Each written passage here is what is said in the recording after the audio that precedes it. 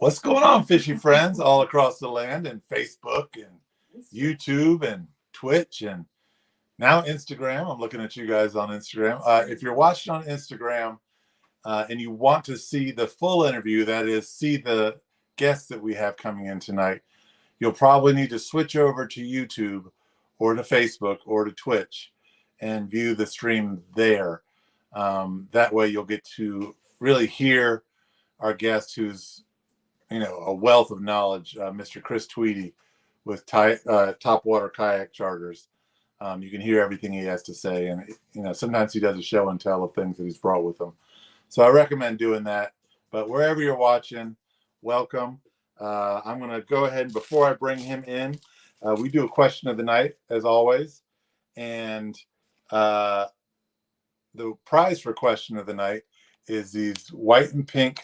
I believe this is a 3/4 ounce GI jig, which up in this region this time of year is a really hot bait and a really hot weight for a really hot bait.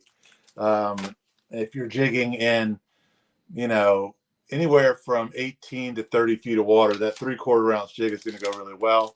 And it's really well paired with this sort of white translucent BKD. It's a 6-inch soft plastic that you would put on the GI jig. One thing I can say is when you pair these two together, the head right up here, you want to cut it's actually a better view on this side.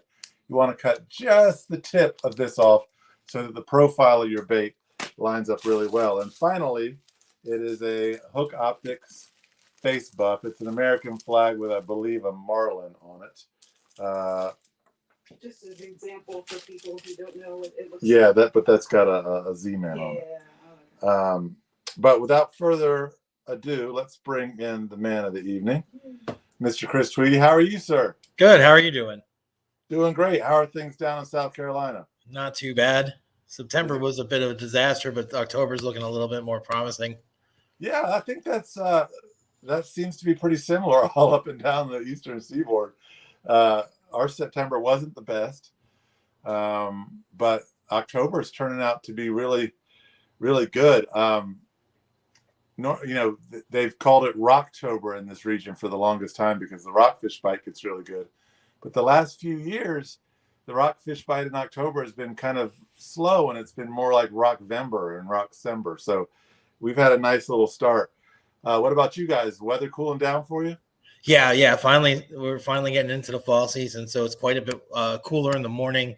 Tend to get some more fog, so there's a nice topwater bite if you can find the trout. Our issue lately has really been the wind and the weather, all the way from just horrible wind patterns coming through here and there through most of September, and then Hurricane Ian coming through. Really didn't do a lot of damage to just kind of put a pause on the fishing for like a week or so in the lead up to the storm, and then a day or so afterwards. So, and then we had a cold front. It's been slow. So most of our October bite is going to be people chasing the bull redfish and the mullet run up down the coast. So that's been going on now for a few weeks. It actually started a couple weeks before the hurricane hit.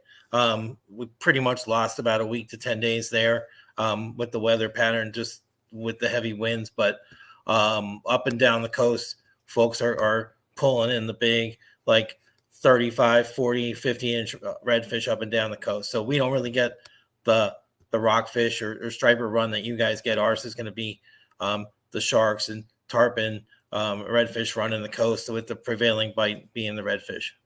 Do you ever get a striped bass that makes it that far south? I would imagine no, right? It'll be like mixed in randomly. Really? It won't be like so.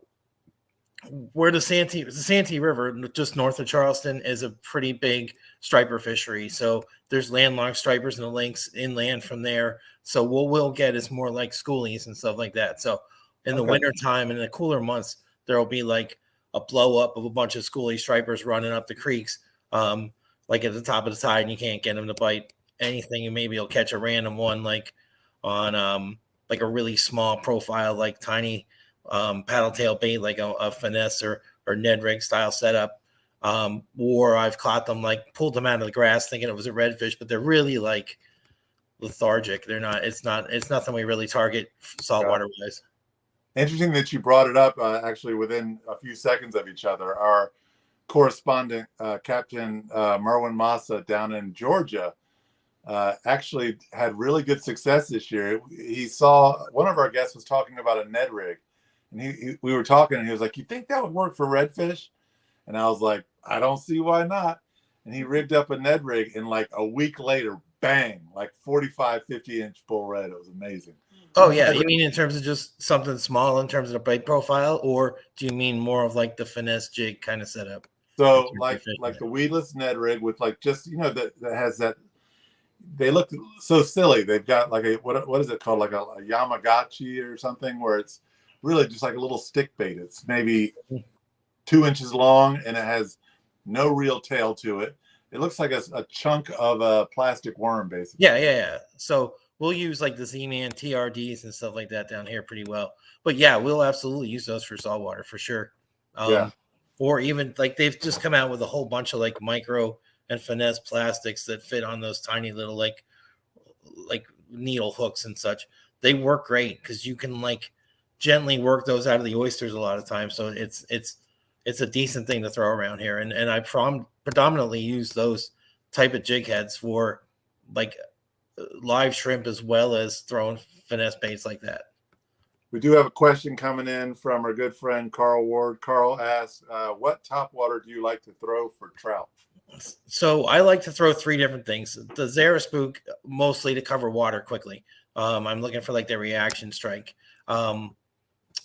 If I'm up in the grass, I really like something that's a little more weedless than the treble hooks or even the inline hooks that come off of some of those harder plastic baits. So the Z-Man's a local company, so a lot of the baits that I use will reflect just their local market presence. They have a floating bait called the Pop Shad that you can hook up with like a weedless worm hook and basically run it through the plastic and just basically work it top water through the grass without having to worry about getting it hung up. I mean, it's usually designed to fish lily pads and stuff like that. That works great. And then I like a chugging popper, kind of like a chug bug from like Storm, or like a Rapala with like a cup face popper, just something to give it a little more of a pop without so much motion required, like with the walk the dog kind of motion. So a lot of people around here are also preferential to the skitter walk as well, like the skitter walk V. That's big money, so I don't tend to. That's what I'm not really familiar with. What does that look like? And by the way, guys, this is the Ned rig we were talking about. I'm see if I can get it absolutely. Yep. 100%. That's pretty much what I use. Yep. It's got a little like kind of bullet head looking thing. Yeah. And a very nondescript plastic body there. Yep. It can be basically anything the fish wants it to be. Right. So the skitter walk is made by Rapala. It's a hard body. It's got more of a defined like V shape, kind of like a boat, in terms of the way the body's shaped, and it kind of glides a little more smoothly than the skitter than the Xeraspook does. So those would be my 3 or 4 go-tos for topwater stuff. Got it. So on these red drum that people are catching right now, is that primarily an artificial bite? Is it primarily a live bait bite? What's your method? A lot of that depends on the side of the fish you want to catch. So the bigger fish you're going to get on crab, you're going to get on mullet, you're going to get on menhaden. They're going to be big schooling fish out in bigger water, and you're going to want to drop big like chunks of bait right in front of their face. Up in the marsh, at high tide, there's some tailing fish up in the grass. They're going to be more in like the upper 20s to like 30 some inch range.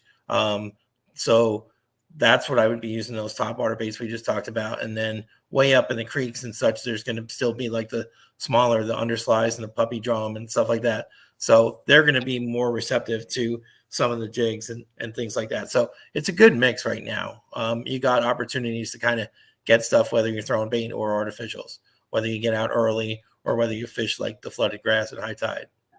Hey, Ryan, how you doing? Ryan, who's Short Sharp, asked, when you fish with soft plastics, have you tried scents like Procure?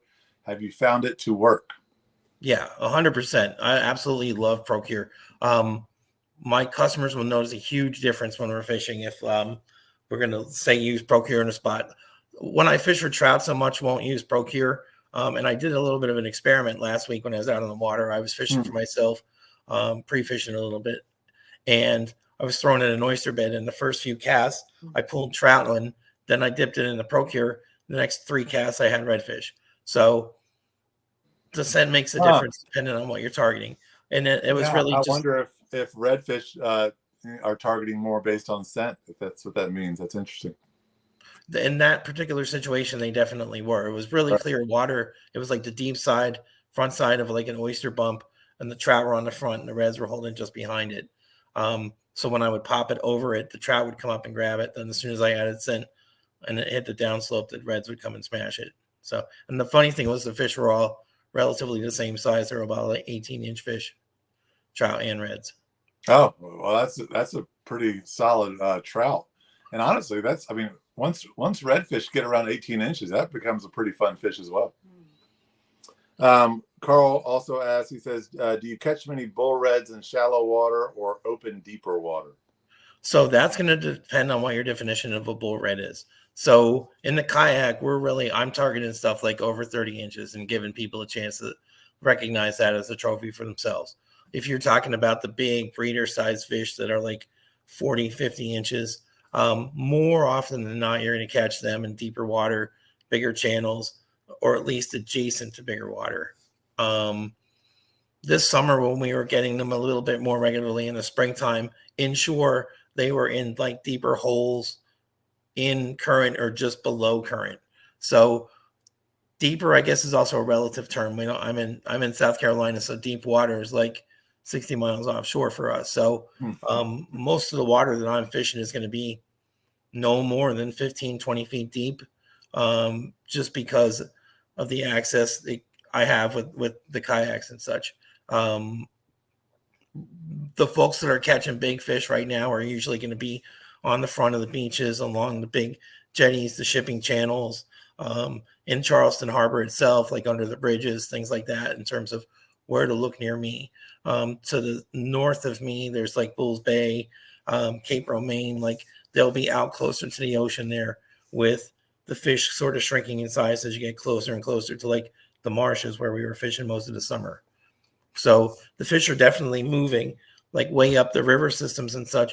We're mostly catching like undersized and slot size reds. And then the closer you get to open ocean water, the fish get bigger, and it's like a constant chase. You're basically where they were one week, they're not necessarily going to be the next week. So you're just following them on that migration. And remind me, we do shows from Florida all the way up to Baltimore right now, and looking to expand on that. But what's the slot for South Carolina for a red? So yeah, we have one of the relatively smaller slots in the country, if not the smallest. It's 15 to 23. So yeah, where most states are going to go up to 27, 28. What that means for us, though, is that there's a large population of inshore overslot fish, because once they escape that slot, there's no stopping them in terms of their growth relative to harvest. Lady C has a question. She says, and then Carl has another question, and then I have a question. I've been sitting on it, and I keep on getting pushed back by our wonderful guests. But Lady C says, are sharks and flounder still possible catches for this season in your region? Say season in your region 10 times fast. Yeah, absolutely. For sure. The sharks are going to be basically around until the water temperature gets pretty low. Pretty low being like 70, below 70. We're getting close. So that's sort of like on a short fuse. The flounder will be around. We'll catch them all winter. It's going to be keeper size flounder. Right now is a really good time for the next about a month or so. Most of the flounder will still be, the bigger flounder will still be up in the inshore area. And does your technique, and this isn't my question. My question is getting asked. Does your technique change for those flounder throughout the winter? I mean, is it a slower presentation? Does it go from more of an artificial to a live? Generally, most of the flounder that we catch are going to be on artificial, to be honest with you, and that's throughout the year. If I'm targeting flounder specifically, I'm going to throw quite a bit of a bigger, heavier jig than I'd say throw for trout or something like that. I want basically a big, lazy target that I can hop along the bottom and kind of entice any flounder that comes near to make that strike. And I'm also going to be using the Procure on presentations for flounder as well. We have a tournament coming up this weekend. It's a slam tournament, so we're actually out targeting trout, redfish, and flounder. So yeah, absolutely, there's for sure flounder around. The sharks a lot of them are more or less on the beaches now, just like looking for those pods of bait and stuff, just like everything else is. So over the next probably 2-3 weeks, they're gonna disappear south to warmer water. And the tournament, is that a kayak only tournament, or is that? No, it's actually a boat tournament. My neighbor and I are gonna fish together in that. It's in my town, and it benefits the local charter school. Got it. Very nice. Very nice.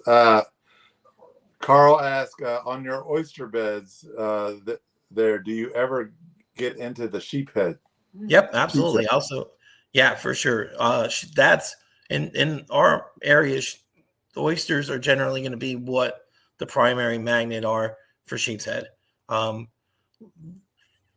We don't really have, like, they'll come up into the marshes and feed up in the grass and high tide and eat the crabs and snails and stuff like that. But I'd say the stuff crawling around the oysters is going to be what makes up a good majority of their diet.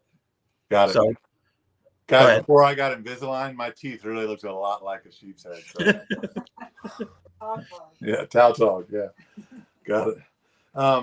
My question is, so there's a charter captain in Southern Virginia, fishes the Bayside primarily for bull reds. Very successful guy, Nathan Beach. And when Lady C and I fished with him, it's really interesting, kind of similar to what you're talking about, using chunks of crab or whole crab in deeper water, at least, you know, what your kind of deeper water that you're talking about. But the really interesting thing to me was when he would hook a male crab on one rod and a female crab on the other, he said that the female crab would outcatch the male crab, like, what was it? Like 3-4 to 1, even 10 to 1 sometimes. Really? Right? Have you noticed that at all? So generally, I'm going to quarter our crabs up. Are they Okay. throwing them out live? Are you guys tossing them out? They are throwing them out live, yeah. Yeah. So I'm pulling the shell off and cutting it up into quarters and getting a few chunks of bait out of it. Sometimes 2, sometimes 4, depending on the size of the crab. Most of the time, from like September all the way back through like May, crab is about an impossibility to throw for us, though, because it just gets torn apart within seconds of hitting the water by like pinfish and smaller like bait sailing fish. So as the bait's like dropping through the water column, by the time it hits the bottom, it's empty. So we put the crab away, and it's just kind of like come back around now with most of those type of annoying little bait fish gone. Yeah, I guess they use full-size live crabs up here because, I mean, it's just not unusual at all for people to catch 50-inch bulls, you know, pretty frequently. I don't doubt it at all. They use them for cobia and tarpon as well up this way or down here. Yeah. What else do you guys have going on there? So, you know, you're, I guess you had a little bit of a tarpon, you know, season there, but that's passed. Anything else going on there in terms of fish species? So predominantly it's going to be, so what we'll miss out on if you skip the saltwater bite is that there's usually a fantastic catfish bite in the fall in terms of the freshwater along the Santee Cooper River system. I'm seeing some of the guides up there post some like dozen fish, like 35, 40, 50 pounds and up. We'll also probably get a little bit of a run up the rivers with the striper as well. And then the bass are really fattening up as well for the fall. So what's your technique for the catfish? I know that Lady C and I fished Lake, help me if I'm mispronouncing it, Lake Moultrie? Yeah, Lake Moultrie. Yeah. So yeah, I'm not the biggest fan of catfish. So my technique is not to be honest with you. We've had like angular of the year contests with our clubs and stuff like that, and I've sat like for most of October on a lake trying to catch giant catfish while all my friends were catching giant redfish and stuff like that. So I was like spending all my time and money and gas like driving to Lake Moultrie while everybody else was driving past me the other way waving. So I've had enough catfish to be honest with you. Well, I know before we get to the question of the night, because we've had some good questions asked tonight, I know that you guys have a bowfin fishery down there. Is that still going, or is that kind of slowing down with the cooler weather? That's a year-round thing for us in terms of as long as the river levels aren't at flood level or above in terms of their height, we can go catch bowfin. I did it last year on New Year's Day. I had a charter a family that went and did it. I basically every month of the year, if as long as the rivers aren't flooded, we can get them. That's So if you were to nonstop. go out tomorrow, Mhm. you know, in a kayak, right? Let's say you're in a paddle kayak, something really accessible for people. What are you telling them to bring with them in terms of a rod and reel, and what's going on in terms of terminal tackle? So for a bowfin, you mean? Yeah. Okay. So I'm going to throw a lot of those Ned rigs like you were showing me before. Those and spinner baits, chatter baits, they'll tend to be my go-tos. It's all about the finesse with the hook in terms of not trying to overpower the fish so much that you bend the hook out. You got to kind of play it. So it's sort of a learning curve with using the finesse baits in terms of the hook set, because a lot of people want to just like rocket that hook set. But it's really just kind of leading the fish, and I try to make it so most of the fights, like the last 5 feet or so, once you guys make eye contact with the fish and they start freaking out, then that's kind of when you want to kind of be on your game. Yeah, it's hard. I tell you, if you grew up in a southern state fishing for largemouth bass, or really any state fishing for largemouth bass, it's really hard to get. I can't get it out of me. I've just decided that I am a hook setter, and I just try to minimize it when fishing for things like trout, where I could just rip their face off. Same question. Rod and reel setup and terminal tackle for let's do both red drum and puppy drum and trout right now. So generally speaking, a lot of it's going to be essentially the same gear. I'm going to use 2,500 to 3,500 size or 3,000 size reels for most of the inshore stuff, just about from sharks to redfish to trout to whatever. It's just relatively universally applicable. If you don't have a ton of money, like a medium to medium light, so sort of fast action rod with a little bit of flex to it, and a 25 or 3,000, 2,500 will do you better with the line capacity in terms of not spending a fortune on braid. And then I'm generally running 15 to 20, 25 pound braid and leader. I'll go lighter in the wintertime just because of the water clarity, usually like a 15 pound.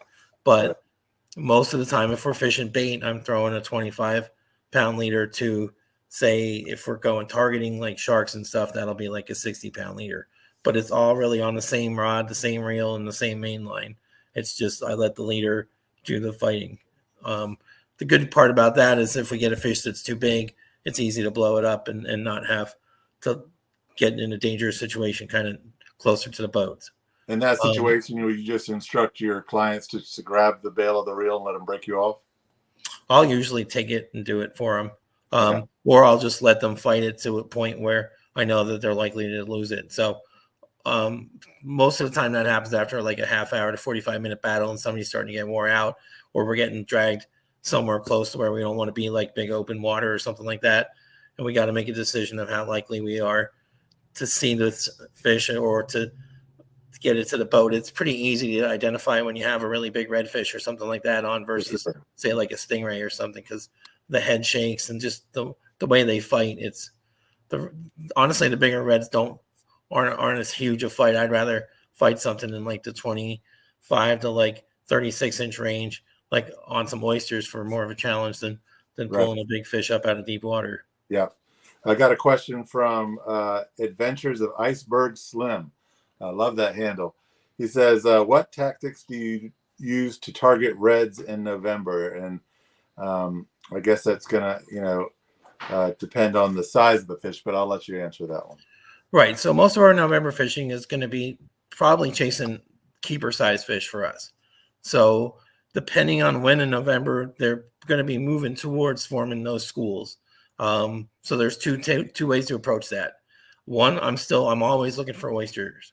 That's like our prevalent like magnet for fish. It's the difference in what makes a muddy creek versus like a creek with fish in it. It's going to be the oyster. So low tide, I'm probably going to fish the incoming tide once the sun heats up the water a little bit, like the mud, and that incoming tide will fire their metabolism up. And I'm going to be up creeking them, fishing them as they come back up into the marsh, shallow. I'm going to be looking for like white birds, some shrimp popping in November, and fishing like right up against the oysters. So for like proximity to like whatever structure they're orienting to, whether that's like the grass line or the oysters themselves, like you want to be within a foot or less of that. Like if you're not feeling the oysters, you're not in the right spot.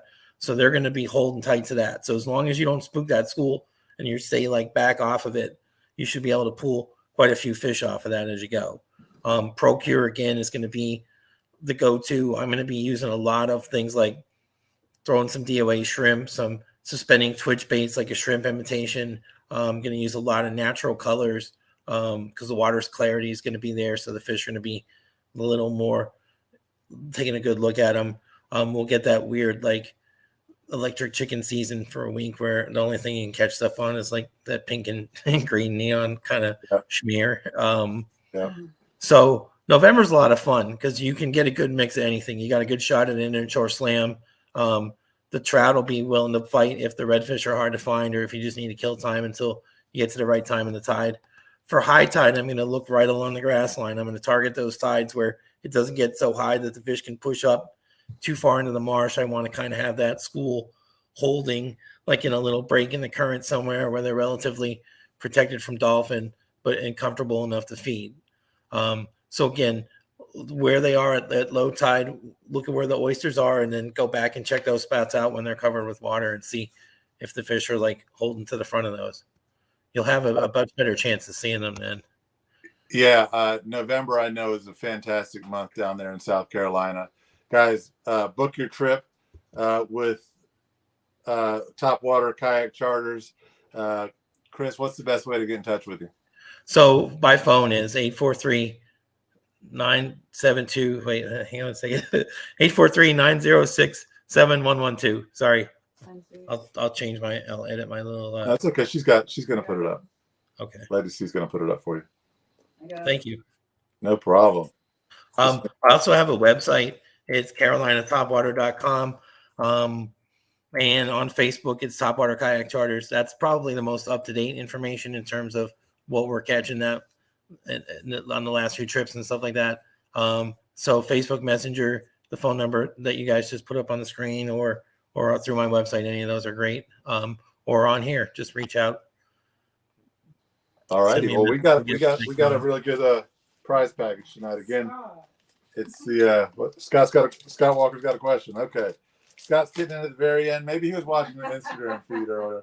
I'm not going to repeat what I said before on the secret to winning the prize of the night. But Scott Walker asked, "What is a good all-around lure for redfish?" So if I'm one of the things I have tied on for everybody is going to be pretty much like a 1/4 ounce to a 3/8 ounce jig head with a paddle tail or a fluke style bait, whichever one you're most confident or comfortable with from say like bass fishing or whatever. Honestly, that's what it really comes down to is your willingness to believe that you are throwing what can make it happen. If you don't believe that, it's not. If you do, you can pretty much throw anything. So and I go to your confidence bait. Absolutely. Yep. So a jig, that's a jig for me. Like I said, like a finesse jig with a paddle tail, like a 3-inch paddle tail. For other people, it's a bigger bait. For some folks, it's topwater. It's really what works for you. But start simple. Like a jig is an easy thing to learn. So that's a good way to go about it. Yeah, you see a lot of different types of anglers, and we're going to do prize of the night in just question of the night in just a second. But a lot of guys will switch out baits 8 or 9 times throughout the day. And then other guys that I'll fish with will take the same bait, but just work the presentation differently because that's their confidence bait, right? Mm-hmm. So they'll work it slower, or they'll let it, sink down in the water column a little bit more, or they'll work it a little bit faster because that's their confidence bait. And I can't tell you which one is better. Some guys that switch out a lot. You want one of those guys that switch out a lot on the boat, because sometimes they could key you in on a trend. Right. But I'm actually one of the guys that'll stick with my confidence bait and just work it differently and try to get different results. But prize of the night, question of the night, I can't get that right, is the BKDs that are sort of translucent, natural looking white. The white GI jigs and the Hook Optics American flag face buff. Nice. Tweedy, we got a winner.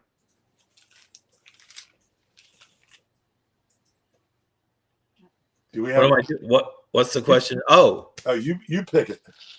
All right. I'm sorry. I thought there was actual. Last time there was an actual question. It was what was the record for the redfish? All right. So we had. I'm looking. You can scroll back and see them. We're going to give it to Scott just because he probably asked the most generally applicable question for new folks. I'm going to expand for just a second on what I was saying. So I throw in the paddle tail because it adds vibration to the water in a way that the fluke doesn't for me. And for me, that's the confidence factor, is that little like flutter of the tail. I can have it on confidence bait. And actually, we're probably going to use that clip several more times because I couldn't agree more with that. I can disagree, though, on your choice of hats. Being from Atlanta, I've got a major problem with what you're wearing on your head right now. But we love you at the Fishing Channel, and we will find a way to forgive you. We'll talk about it next time. Sounds good. We're really glad to see that you and your family made it through the storm really without much damage. Guys, if you're headed to the region or you live in the region right now, we fished with Chris several times, and we can't recommend him enough. Super knowledgeable, will put you on fish, and will really work hard doing it. Chris, thank you so much as always. My pleasure. We really appreciate your time and the knowledge that you share every time you come on the show. It's a pleasure. Thanks for having me. Thanks so much. Have a great night. Just hang around. Too proud to be your